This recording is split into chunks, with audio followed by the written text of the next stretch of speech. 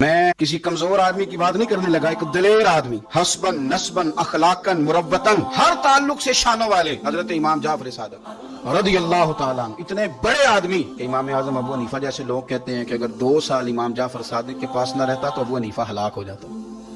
امام جعفر صادق تربیت جب کی تو کن کی؟ امام اعظم کی، حضرت داؤد طائی کی، جناب سفیان ثوری کی، اور شاہ فرید الدین عطار فرماتے ہیں آخری عمر میں امام جعفر صادق نہ حجرے میں بند ہو گئے تھے، باہر نہیں آتے تھے، بس اسی کسی دے کچھ نہیں جلا کے دے تو نہ کوئی ساڈا دردی حجرے میں۔ ایک دن حضرت سفیان ثوری نے منت کیا کہ ان کے بچوں کی، خدام کی، کازا سے کہو میں پرانا نوکر ہوں، مجھے تھوڑی زیارت کا موقع مل جائے، میری تو آنکھیں ترس گئی، کرم نوازی ہو جائے۔ تو حضرت کو جا کے عرض کی کہ سفیان ثوری منت کر رہے ہیں، آپ نے اجازت دے دی۔ حضرت سفیان ثوری اندر گئے تو درد سے کہا حضور آپ تو 2 جملے کہتے تھے تو دل بدل جاتے تھے، کتنے لوگ منتظر ہیں آپ کے کلمات طیبات کے لیے، زیارت مقدسہ کے لیے، اور آپ یوں گوشہ نشین ہو گئے۔ تو جگر گوشہ رسول، نواسہ رسول امام جعفر صادق آنکھوں میں آنسو آ گئے، کہنے لگے سفیان تمہیں کیا بتاؤں، لوگوں کے لفظوں میں بڑا پیار ہے پر دلوں میں وفا کوئی نہیں، وہ بے قدراں کچھ قدر نہیں کیتی خوب تسلی ہو، یہ دنیا دار پجاری زرد کتیاں دے گل ٹلی، قدر نہیں کی لوگوں۔ اب بس اب میں اپنا آخری وقت اپنے رب رسول کے ساتھ گزارنا چاہتا ہوں۔ لوگوں کے لفظوں میں بڑی وفا ہے پر دلوں میں ان کے وفا،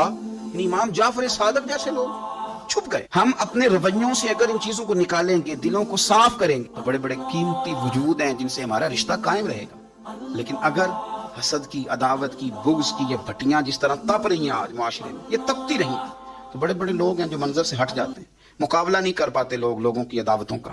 رب کریم کا بندہ صاف دل ہوتا ہے، وہ حسد بغض عداوت کا مقابلہ نہیں کرتا، وہ کونے میں ہو جاتا، وہ کہتے میں اس دوڑ والا نہیں ہوں۔ اس لیے کہ اللہ کے بندے تلوار کے ساتھ، تو میں بڑی بات کرنے لگا ہوں اگر آپ کی سمجھ میں آ گئی تو، رب کے بندے تلوار سے تو لڑائی کر لیتے ہیں پر منافق کے نفاق کے ساتھ مقابلہ کیسے کریں؟ وہ کس طرح اپنے آپ کو منافق بنائیں؟ وہ کس طرح کر کے اس جگہ پہ آ کے سازش کریں جہاں چھوٹے لوگ سازش کرتے ہیں، پھر وہ بچنے لگ جاتے ہیں۔ یہ دور ہی نکتہ چی ہے، کہیں چھپ کے بیٹھ جا، جس دل میں تو مکی ہے وہیں چھپ کے بیٹھ جا، پھر وہ لوگ نکل جاتے ہیں۔